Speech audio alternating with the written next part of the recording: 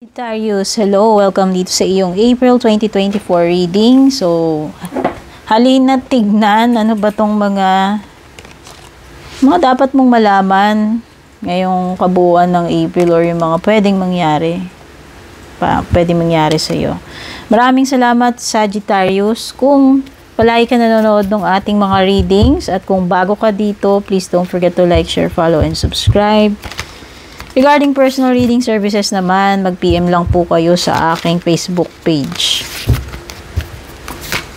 Nagpo-post po ako sa aking FB page ng mga schedule kung kailan po ako nagbibigay ng free reading or pinopost ko rin doon kung ano yung calendar, no? Halimbawa for April, ano yung mga available date slots para alam mo kung ano yung mga schedule na available ng mga reading sessions.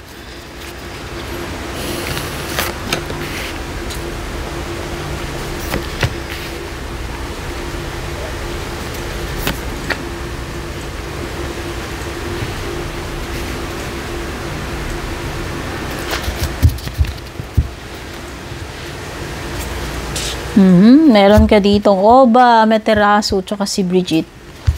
Inner beauty, domesticity. Yan, nabubulol ako. Domesticity and inner peace. So, may mga matters dito, Sagittarius, relating to your family, home, loved ones. So, may mga ano dito. Merong mga blessings. May mga bagay na ma-appreciate ka dito, Sagittarius, pwedeng hindi ito material. Yung love ng ng family members, yan. Pwedeng ma-appreciate mo yung company ng mga mahal mo sa buhay, yung support nila sa iyo, na-appreciate mo yung hugs, pagmamahal ng mga little ones mo, na-appreciate mo yung ipinagluluto ka ng asawa mo, yung mga hindi siya material na kahit alam mong mahirap yung buhay, mayaman ka pa rin pagdating sa mga ibang blessings, hindi material, no? Halimbawa, kahit mahirap yung buhay ninyo ngayon, hirapan kayo sa mga gastusin, pero walang nagkakasakit, pero kayo ay nagtutulungan, nagmamahalan, nagre-respetuhan. Sabay-sabay kayong kumakain sa hapag. Kahit na ang ulam ninyo tuyo lang.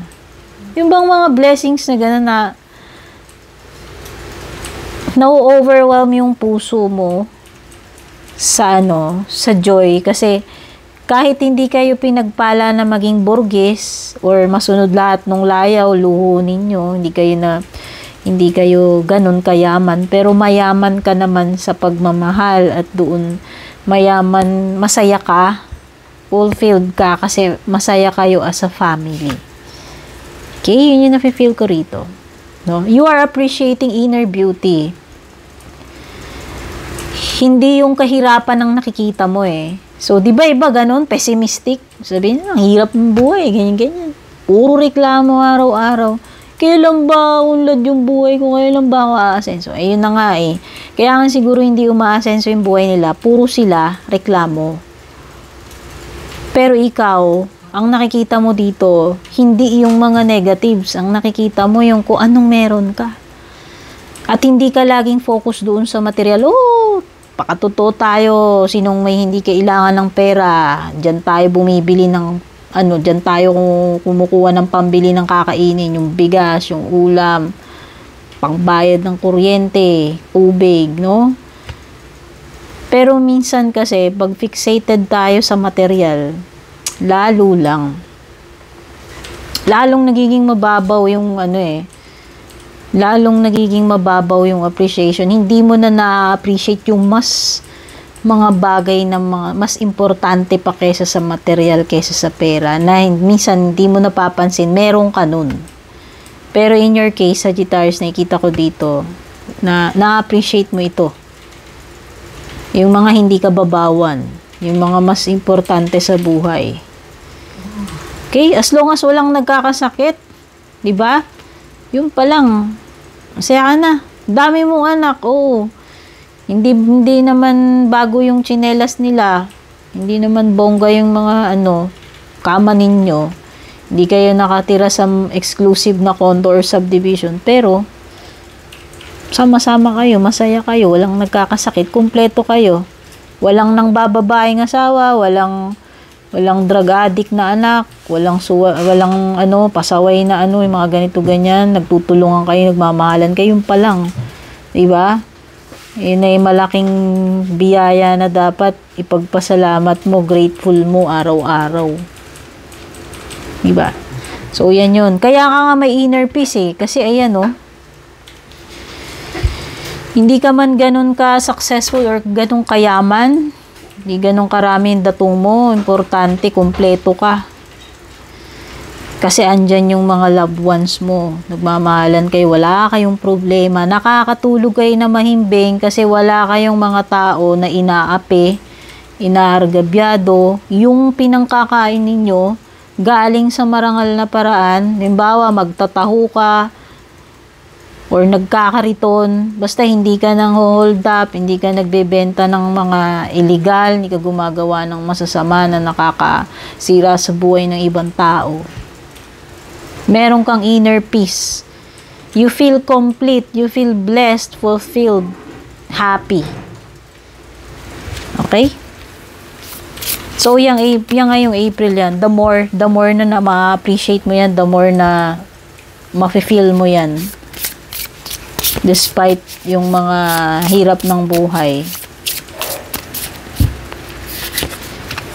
Meron ka rin King of Pentacles dito. You have Earth sign, Taurus, Virgo, Capricorn. O, diba? Yung yumaman tayo, bonus na lang yun Maiksi lang naman ang buhay natin.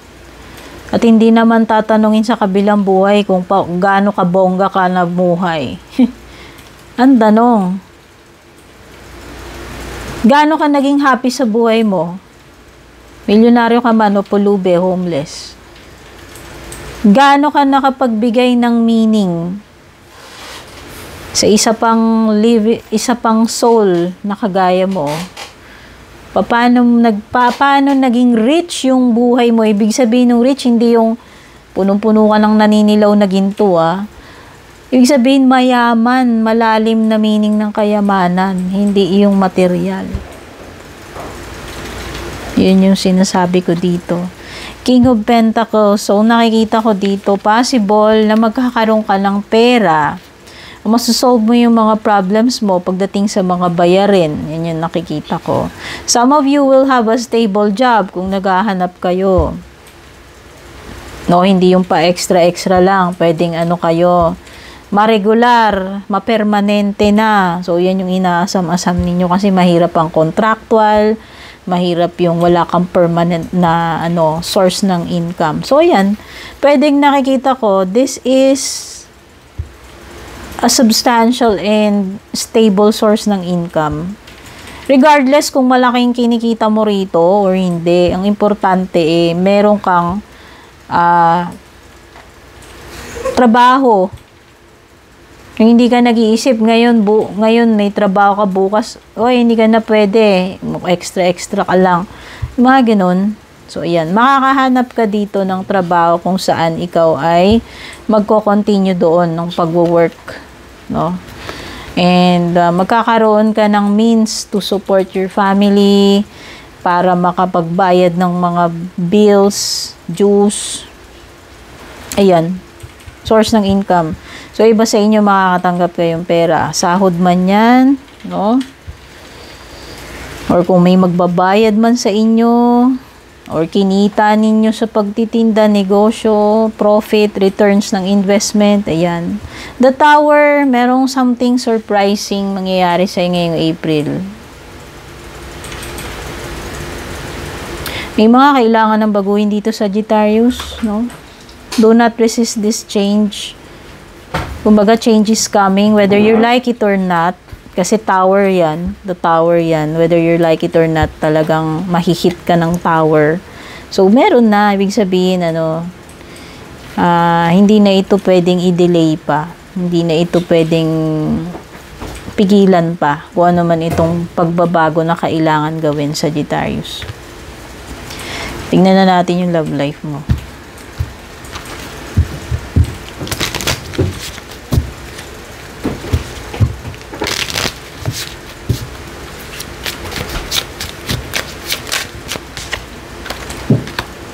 Pay attention to signs daw, Sagittarius. Wina-warningan ka rito. Baka may mga, may mga palatandaan.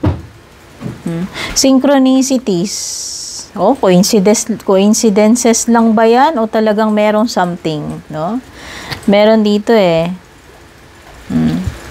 Make sure daw na hindi lang daw nagkataon itong mga senyales na to, itong mga signs na nakikita. Excuse me, nadigay. Nasinok pala ako. No, make sure na hindi ito pagkakataon lamang. Baka mamaya ilang beses na pala nangyayari yan. No? O yan, mag-pay attention ka lang daw dito sa mga napapansin mo about your person sa relationship ninyo.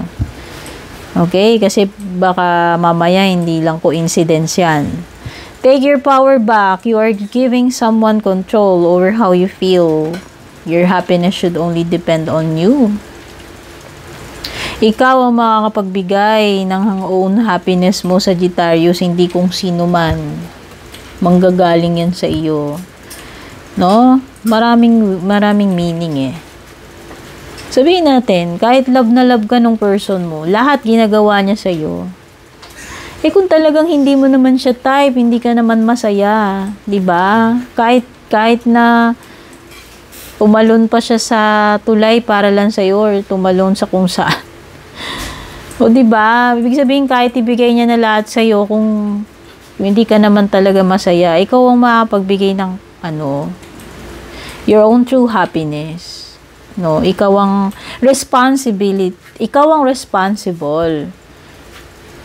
for your own happiness, no?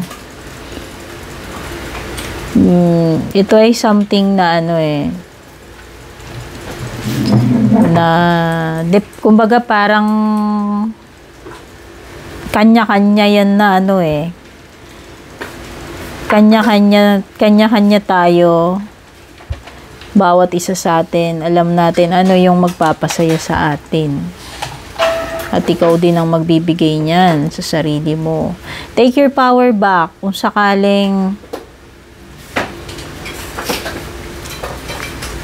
nakadepende ka na lang ba dito sa person mo, sa tingin mo, pag wala siya, hindi ka na magiging masaya? I don't think so. Yun yung ibig sabihin ng take your power back na napipick up ko dito. Kasi kung ikaw ay sobrang dependent dito sa person na to, paano kung bigla ka na lang niyang iniwan, di ba? Yun lang naman yun. Magtira ka, magtabi ka para sa sarili mo. No, wag mong ipamigay lahat.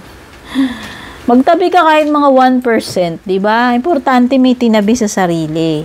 Wag mong tatanggalin itong yung dignity, self-respect, self-love. Importante yan.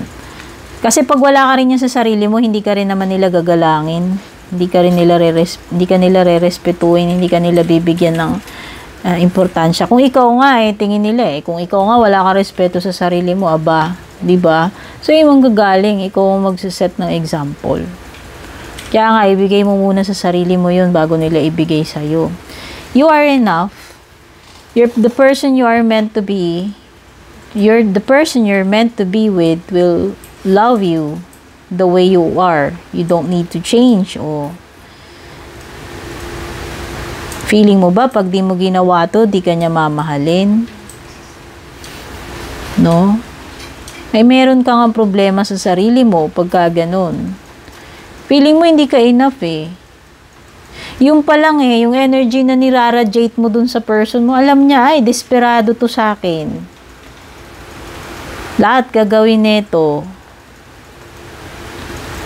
Wala ka na respeto sa sarili mo. Wala ka na naman itinabi. Yan yung sinasabi ko. No, you are enough. At hindi mo kailangang baguhin yung sarili mo. Hindi mo kailangan magparitoke para lang mahalin ka ng person mo kasi ilong mo hindi matangos.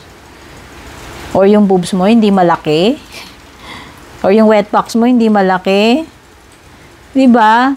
Mababaw na ano yun. Mababaw yun. Or dahil hindi ka successful. Yung mga ganong bagay na ano, kailangan mo pa bang baguhin yung sarili mo para lang mahalin ka ng isang tao? Base doon sa mga standards niya, ay para sa akin medyo tagilid yun. Kasi kung talagang love ka ng tao, matatanggap ka niya flaws and all. Yung mga imperfections mo, yung mga magagandang kataingian mo, dapat tanggap niya pareho yun. Ayan you don't need to change. Diyan mo malalaman kung talagang mahal ka nung person.